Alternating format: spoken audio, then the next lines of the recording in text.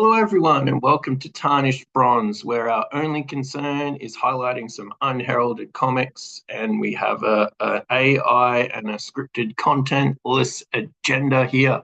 And today we've got a very special issue on the Cult Comics Corner, and that is issue 1 of Annihilator, Rainbow of Death by Josh Simmons. Of course, some of you will remember Josh Simmons from the kayfabe issues, the Batman bootleg Dreams of the Bat, which is really good. It's kind of subversive, got a lot of great stuff in that. He's also got Jessica's Farm. I think that might be out from Fantagraphics. But this one is an oversized issue. It's coming out from Mansion Press. Mansion Press is a fantastic company. They're releasing a lot of stuff. Shintaro Keigo is one of my favorites coming out of there.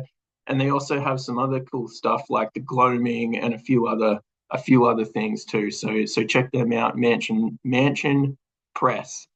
But here, if Dreams of the Bat is the not safe for work Batman parody, then Annihilator Rainbow of Death is the kind of Punisher counterpart to that. We can see a kind of Frank Castle looking guy there with the skulls, just to kind of get that across to you if you weren't super au fait with that. And of course, this is issue 1 of 3, so I'm really looking forward to this. I haven't sort of collected Josh Simmons's work as it comes out, so we're going to be reviewing it on this channel. We're going to, you know what you're in for if you're listening to me, so like, follow, and subscribe. But we're probably going to do Rainbow of Death issues 1, 2, and 3 on the channel. I might try and convince Patrick to join us for one of these as well. So, beautiful, oversized 36-page comic. And we get introduced to this kind of Punisher analog pretty early on. So, he's got the classical van. We're living here in the mean streets. We've kind of got that violence. This bottom left-hand panel here is quite kind of, illustrative of what this Punisher analog or the Annihilator is all about. And we've got our light and shade on the right-hand page here with, all of his kind of Rambo-esque activities with the military counterposed with, this sort of idyllic family life, which obviously goes a bit pear-shaped at some point. Simmons is really packing a lot of panels into this. Some of his other stuff is kind of like really open, but this has a lot of little details. Great detail, great kind of like making the world a believable place. Like if you look, these houses look pretty ramshackle. You can kind of see, drug-based degenerates here. A lot of stuff that's really going on. It's really going on to kind of sell us on the light and shade of this world. And just based on Josh Simmons, we're going to be inhabiting the shade of this this a lot. And so the eponymous Annihilator is kind of introduced really early, but then we swerve out of his narrative relatively swiftly, and we get into this kind of like this curious pair. There's a couple, they're doing some sort of ritual. It's not exactly apparent initially if it's a college sort of hazing thing or if it's something far more sinister until we get into this kind of like haunted mansion here. So it's all quite kind of innocuous until you start getting deeper and deeper and deeper into this narrative.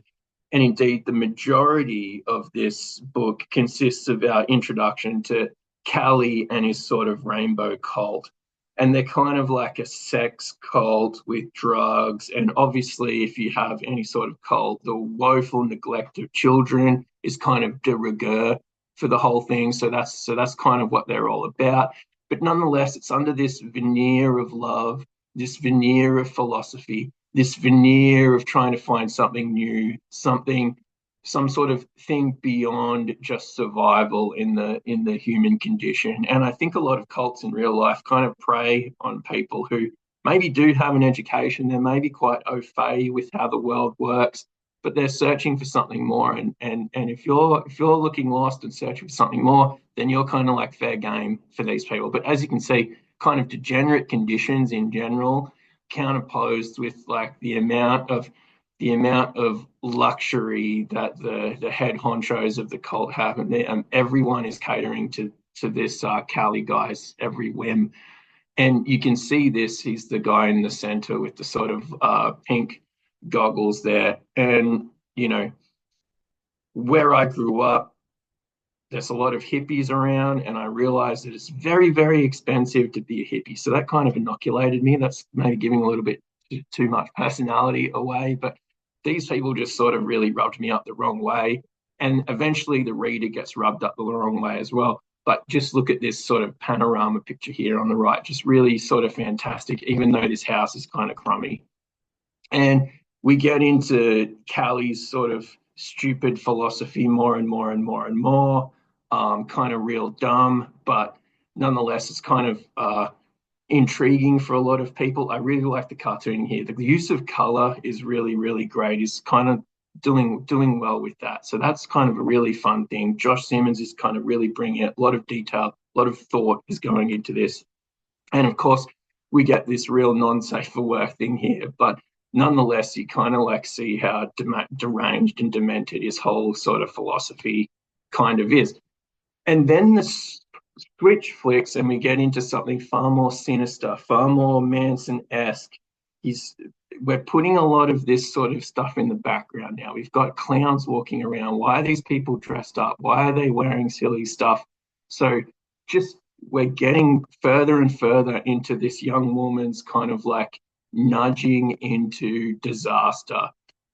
And the reveal doesn't happen. We get an indirect reveal with Annihilator now in a crime scene.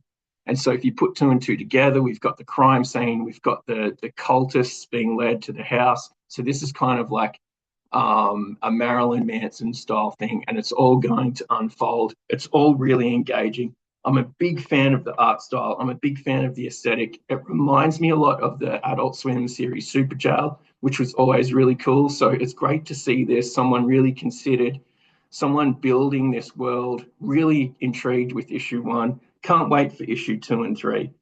And like I said, sort of like a cross between that Quentin Tarantino movie and The Punisher. So if you like this at all, check out Mansion Press.